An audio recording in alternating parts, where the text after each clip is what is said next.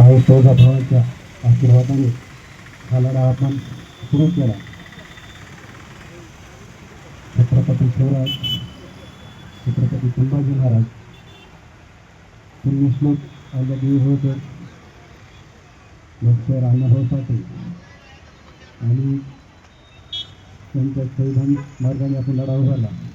असे डॉक्टर बाबासाहेब आंबेडकर यांच्या सर्वांच्या वैचारिक शक्तीच्या बळावर मी इथे आज 6 दिवस आंदोलन उपोषण वाढत बसलो. जागृती संघाचे अध्यक्ष यांच्या मार्गदर्शनाखाली हा लढा आपण सुरू केला. या लढ्यादरम्यान महाराष्ट्र राज्याचे कृषी मंत्री डॉक्टर मामाभाई आदरणीय प्रतापराव शिवाजी यांच्या माध्यमातून त्यांच्याशी देखील बोलणं झालं आणि त्यांनी आपल्याला असे आश्वासन दिले की लवकरच आपण आपली शिक्षण मंडळाची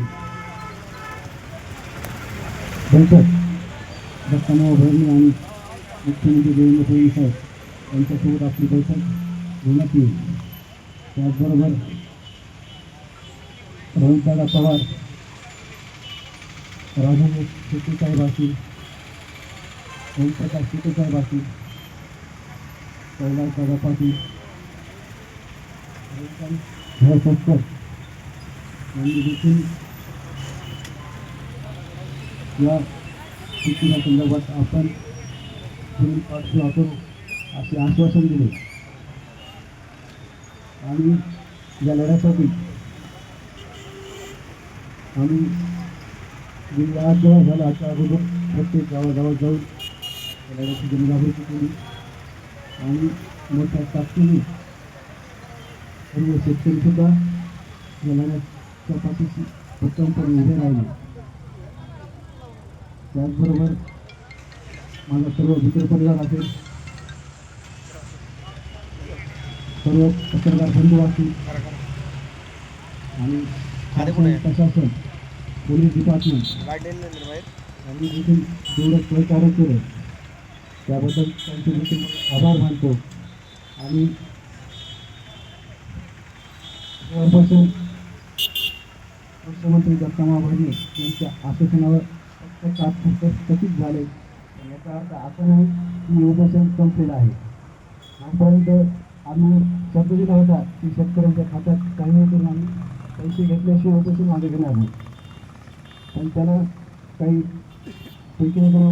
टेक्निकली बाजू असतात. या सर्व गोष्टींचा विचार करून मी सर्व शेतकऱ्यांना शब्द देतो की हे उपोषण तात्पुरते स्थगित आहे, पण जोपर्यंत शेतकऱ्यांच्या खात्यात पैसे पडणार नाही तोपर्यंत आपण थांबणार नाही. जागर प्रतिष्ठान पूर्ण ताकदीने शेतकऱ्याच्या पाठीशी भक्कमपणे उभे राहील. आणि आज आपण या उपोषणातून मला तरी वाटतं की आपण एक स्टेज आपण पार केली. एक जवळजवळ आपण शेतकऱ्यांच्या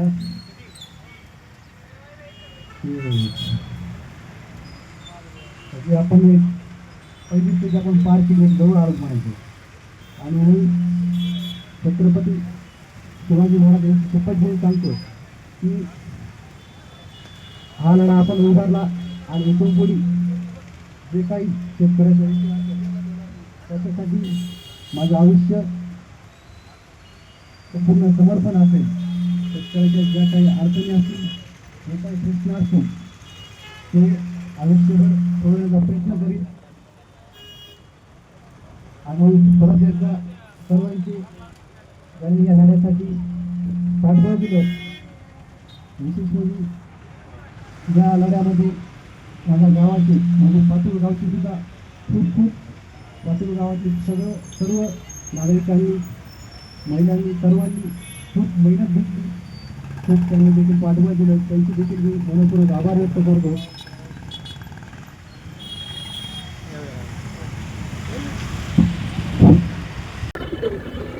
हा नमस्कार. मामा किसन चव्हाण बोलतोय. उपोषणकर्त्यांकडे फोन देतोय आणि फोन स्पीकरवर आहे. सगळे शेतकरी ऐकतात तुम्हाला. बोला. हॅलो. हा नमस्ते नमस्ते. नमस्कार हा बोला की काय बोला की. मामा, आपण बाजार प्रतिष्ठानच्या माध्यमातून मी गेली 6 दिवस झाले आपला जो गेल्या वर्षी पीक विमा आहे त्यासाठी मुख्यमंत्री साहेबांनी आश्वासन दिलं होतं की आम्ही सगळ्या शेतकऱ्यांना फक्त 17,500 रुपये देऊ आणि आपले विमा कंपनी जो बदलले आहेत हे फिक्सर बरोबर आहे बरोबर आहे. ते पूर्ववत करण्याची आहे. मग दोन मागण्या घेऊन मी 6 दिवस झाले इथं आमरण उपोषणाला बसलेला आहे मला. तसं काही आता आपण ते मुख्यमंत्री महोदयांच्या विषयी बोलून येत आपण त्यांना त्यांच्या कानावर गाणं होतं. आता असं वगैरे मला सांगितले त्यामुळे आपण त्यांच्या कानावर घालून आपण लवकरात लवकर तुम्हाला एकत्र बोलू बैठकीला वगैरे. पण आता कसं आहे उपोषण ठीक आहे, शेवटीच आपल्याला अधिकारी तो विषय नाही. पण आम्ही आहे तुमच्या बरोबर आणि ते आपण मुख्यमंत्री महोदयांच्या कानावर ते काढले दोन्ही विषय त्यांच्या संबंधित आहेत आपल्याकडे आणि आपण त्यांचं हे केलं आपण सांगू त्यांना आता तर लोकांना ती मदत मिळालेली नाही.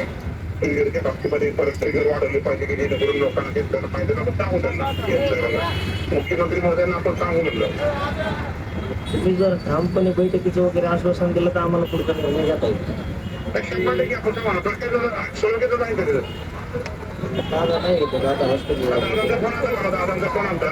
ठीक आहे दादा नाही पण दादा आम्ही घेतो, आम्ही करतो सांगितलं की बाकी तुम्ही करा म्हणून. मामा, विषय काय आहे आम्ही दोघंही करतो. मामा, आम्हाला म्हणजे बाकीच्या कुणाला विश्वास नाही बघा. तुमची शेतकऱ्याविषयी कळून आम्ही माझा सभापती तुम्हाला माहिती आहे राज्याला माहिती बोलण्याचं कसं हा विषय मुख्यमंत्र्याचा नक्की 100% मुख्यमंत्र्याच्या कानावर असतो हा विषय. मुख्यमंत्री महोदय आणि सर्व शेतकऱ्यांना तुम्हाला मामा बनवलं तर बरोबर. तो मला पण मी पण शेतकरीच आहे, मला पण सळसळ आहे, मला पण समजते. पण आता त्यांनी शेवटी हा निर्णय मुख्यमंत्र्यांनी तो विषय घेतलेला निर्णय घेतलेला आहे तो आणि दोन्ही विषय त्यांनी तो जाहीर केलेला. आपण सांगू तुम्ही ते जाहीर केलेलं तुम्ही आता तर सगळ्या शेतकऱ्यांची मला तुमचं पत्र द्या आणि त्याप्रमाणे आपण हे करू. आणि सांगू आपण त्यांना की दादांच्या माध्यमात दादांना पण घेऊन जातो मी प्रकाश दादांना पण बरोबर. परिस्थिती दरम्यान म्हणजे कुठलाही दगापत्ता व्हायला नाही पाहिजे एवढी आमची अपेक्षा आहे. मला मी तुमच्या खोटं बोलणार नाही. तुमची जागा मला ते माझं स्वभाव नाहीये. मी तुम्हाला एवढं सांगतो की नक्की तुमची मागणी मी मुख्यमंत्र्यांच्या कानावर घालतो आणि तुमची त्याप्रमाणे तुमची इच्छा की मी दिलं त्यांच्या कानावर तर 100% घालतो मी. ओके ओके थँक्यू मामा.